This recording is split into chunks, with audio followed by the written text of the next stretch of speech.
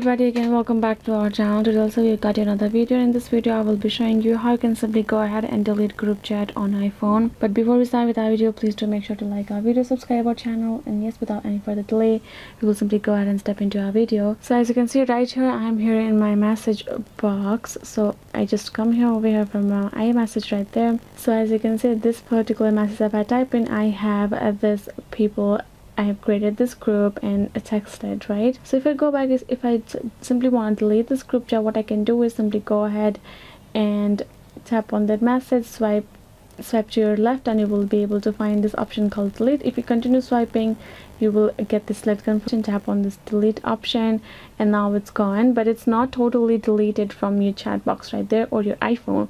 What you gotta do is simply go ahead and tap on this filters and tap on this option called recently deleted.